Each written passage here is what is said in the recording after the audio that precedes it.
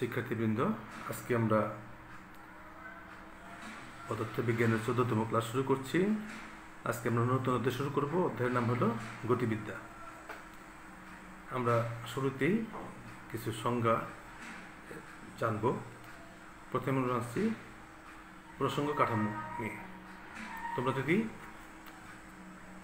খেয়াল করো, আমরা যখন কোনো বিন্দু বা কোনো জায়গার অবস্থান জানতে চাই, কোনো একটা প্রতিষ্ঠানের অবস্থান জানতে চাই, তাহলে কিন্তু একটা নির্দিষ্ট জায়গা বা নির্দিষ্ট বিন্দুকে চিনে নিতে হয়, বা সেই বিন্দুর সাপেক্ষে ওই অজানা বস্তুটা বা অজানা প্রতিষ্ঠানটা কোথায় আছে সেটা জানা যায়।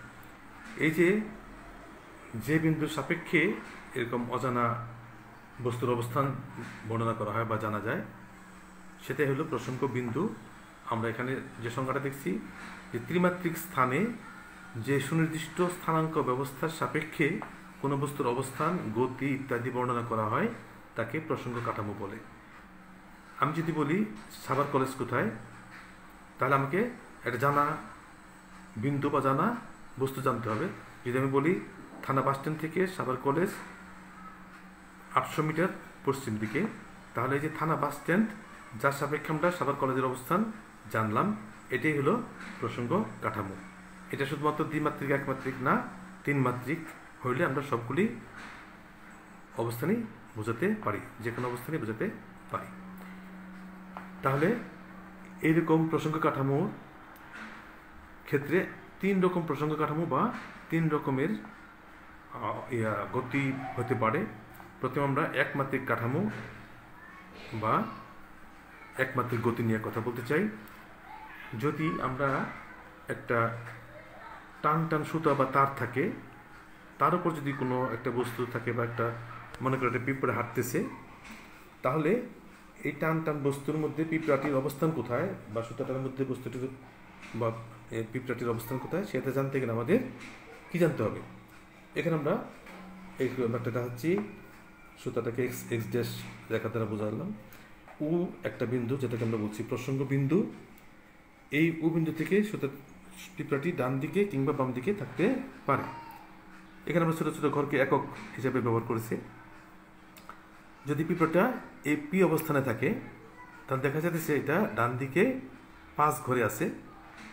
আমরা ডান দিকের স্থানাঙ্ককে পজিটিভ বলছি, বাম দিকের স্থানাঙ্ককে বলছি নেগেটিভ। তাহলে এটা যেহেতু ডান দিকে 5 ঘরে আছে, তাহলে এর স্থানাঙ্ক বোঝাতে বা অবস্থান বোঝাতে আমরা বলবো 5 বা 5 একক। যদি এটা এখানে না থেকে কিউ বিন্দুতে বাম দিকে থাকে, এখানে দেখা গেল -4 অবস্থানে আছে, অতএব এর অবস্থান হলো -4।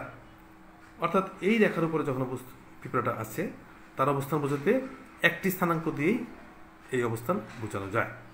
এরকম একটি সরল রেখার গতিশীল বস্তুর গতিকে আমরা বলি একমাত্রিক গতি। আর এই একমাত্রিক গতি ব্যাখ্যা করার জন্য, বর্ণনা করার জন্য একটি মাত্র স্থানাঙ্কের প্রয়োজন হয়। যেমন হয় 5 দরকার হয়, অথবা 4 দরকার হয়, একই সাথে 2টা স্থানাঙ্কের প্রয়োজন হচ্ছে না। অর্থাৎ একটা স্থানাঙ্ক দিয়েই পিঁপড়াটির অবস্থান বোঝানো যায়। এইরকম স্থানাঙ্ককে আমরা বলি একমাত্রিক স্থানাঙ্ক, আর গতিকে বলি একমাত্রিক গতি বা সরলরৈখিক গতি। এবারে আমরা দ্বিমাত্রিক গতি নিয়ে ভাবব। আমরা যখন কোনো বস্তুর গতি যদি একটি সমতলে সীমাবদ্ধ থাকে, তাহলে সেই বস্তুটার গতি বর্ণনা করার জন্য 2টি স্থানাঙ্কের প্রয়োজন হয়। এরকম গতিকে আমরা বলি দ্বিমাত্রিক গতি বা সমতলীয় গতি। যেমন আমরা এখানে একটি ছবি দেখিয়েছি। এখানে এটা এক্স অক্ষ, এটা ওয়াই অক্ষ। এই কাগজটা যদি সমতল হয়, তাহলে পি এই সমতলের উপর কোনো একটা বিন্দু, যার স্থানাঙ্ক মূল বিন্দু উ এর সাপেক্ষে এক্স ওয়াই, তার মানে এটুকু এক্স এটুকু ওয়াই। তাহলে এই কাগজের যে কোনো অবস্থান আমরা একইভাবে এক্স ওয়াই ভিন্ন ভিন্ন মানের জন্য কাগজের যে কোনো অবস্থানকে আমরা বুঝতে বা বোঝাতে পারবো। তাহলে যেমন এখানে যদি হয়, তাহলে এক্স হবে এটা, ওয়াই হবে এটা। এইভাবে আমরা যে কোনো অবস্থান এই 2টি মাত্র স্থানাঙ্কের সাহায্যে এই সমতলের যে কোনো বিন্দুর অবস্থান বোঝাতে পারবো। আর পিঁপড়াটি যদি এখন এই সমতল বরাবর, অর্থাৎ এই খাতার উপর দিয়ে হাঁটতে থাকে, তার অবস্থানকে আমরা 2টি স্থানাঙ্কের সাহায্যে ব্যাখ্যা করতে পারবো। এর গতিকে বলবো আমরা দ্বিমাত্রিক গতি, আর স্থানাঙ্ক ব্যবস্থা হবে দ্বিমাত্রিক স্থানাঙ্ক ব্যবস্থা, আর এই কাঠামোটা হবে দ্বিমাত্রিক কাঠামো। এরপর আমরা আসছি ত্রিমাত্রিক বা ত্রিমাত্রিক গতি বা ত্রিমাত্রিক কাঠামো। ত্রিমাত্রিক গতি বলতে আমরা বস্তুটির যে কোনো অবস্থানের গতিকে আমরা বোঝাতে পারবো, বা যে বস্তুটি যেখানেই যাক না কেন আমরা তিন মাত্রিক স্থানাঙ্কের মাধ্যমে তার অবস্থান বুঝতে পারবো, তার গতি বর্ণনা করতে পারবো। যেমন পিঁপড়াটা যদি পাখা গজায় এখন উঠতে শুরু করে, তাহলে এখানে থাকবে না, উপরে উঠবে বা নিচে নামবে। সেক্ষেত্রে আমরা তিনটি স্থানাঙ্ক ব্যবহার করতে পারবো, বা তিনটি স্থানাঙ্ক ব্যবহার করে আমরা পিঁপড়াটির অবস্থান এবং গতি বর্ণনা করতে পারবো। এই ধরনের গতিকে আমরা বলি ত্রিমাত্রিক গতি। আর এই যে তিন মাত্রিক কাঠামো, এটা আমরা এখানে দেখিয়েছি, একটা এক্স অক্ষ, এটা ওয়াই অক্ষ, এটা জেড অক্ষ।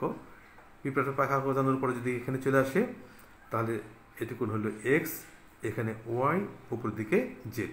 অর্থাৎ আমরা যদি এরকম বোঝাতে পারতাম, কোনো একটা এরকম যদি হয়, তাহলে এটুকুন এক্স, এটুকুন ওয়াই, এটুকুন জেড। তোমরা এক্স তোমরা কি বলে ভেক্টরের বেলায় তিন মাত্রিক স্থানাঙ্ক এবং তিন মাত্রিক অবস্থান ভেক্টরের মাধ্যমে, আইজেকের মাধ্যমে আমরা অবস্থান ভেক্টর রাশিমালা বের করছি। সেখানে আমরা আরও দেখেছি, এখানে আমরা সেটাই ব্যবহার করছি যে এই যে দূরত্বটা, সেটা যদি হয় আর ভেক্টর দ্বারা অবস্থান বোঝাই, তাহলে r equals to i x plus j y plus k j, এবং এই আর এর মান হবে root over of x square plus y square plus z square, যেটি দ্বিমাত্রিক গতি ক্ষেত্রে ছিল r equals to i x j y, এবং আর এর মান ছিল root over of x square plus y square.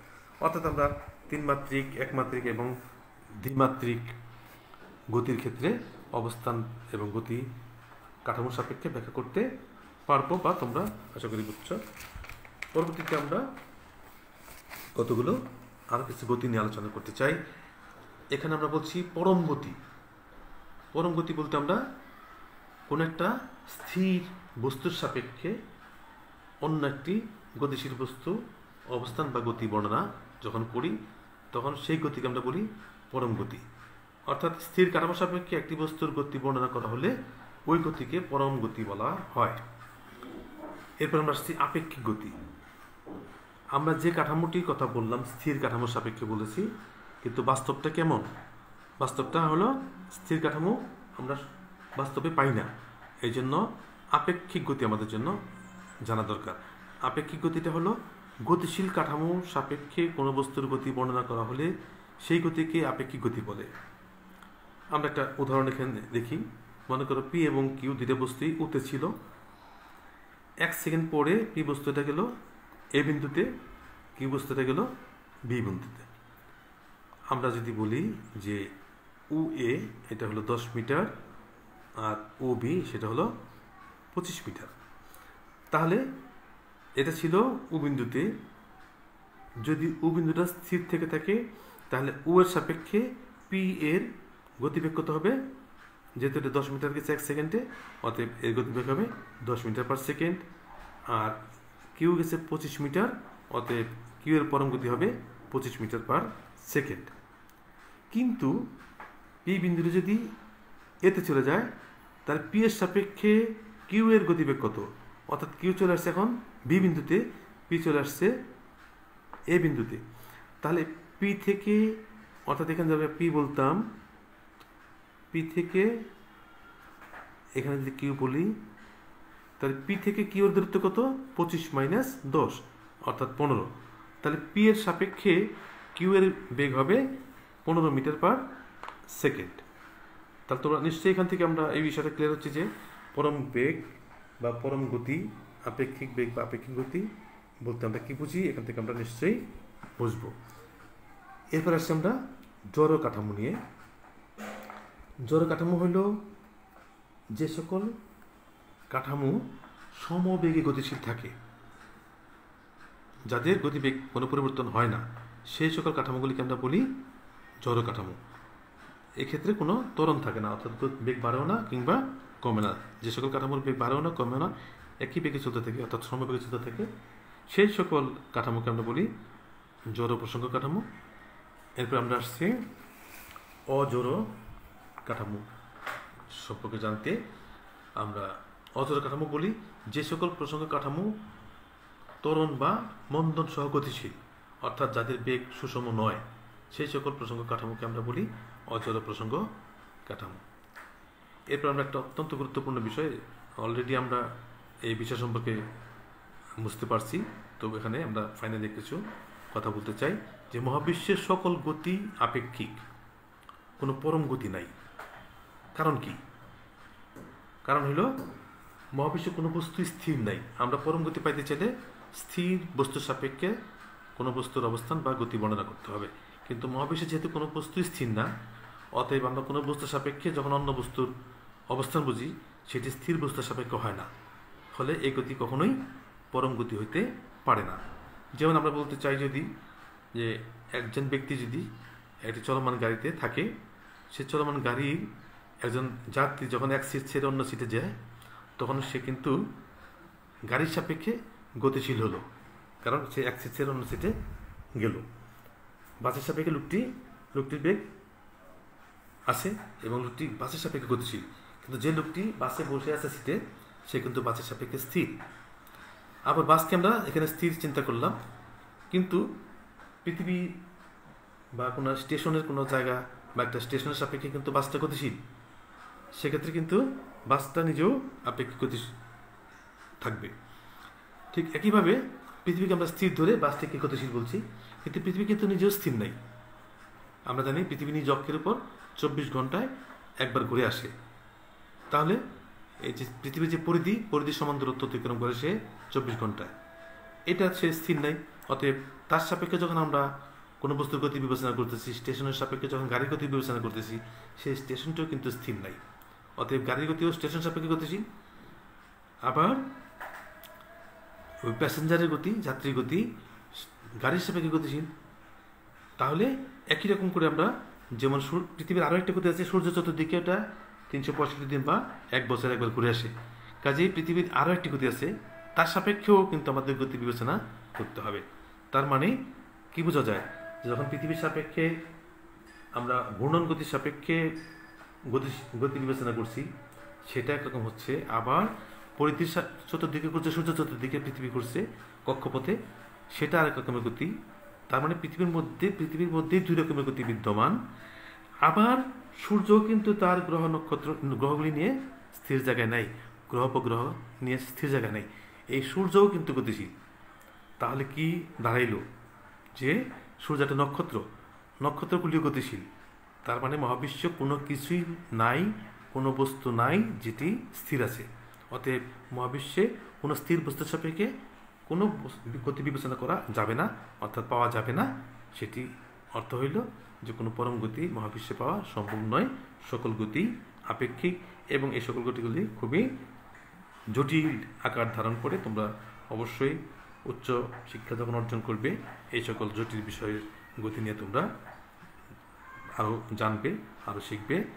আজ আমরা আগাবো না। তোমাদের সবাইকে ধন্যবাদ।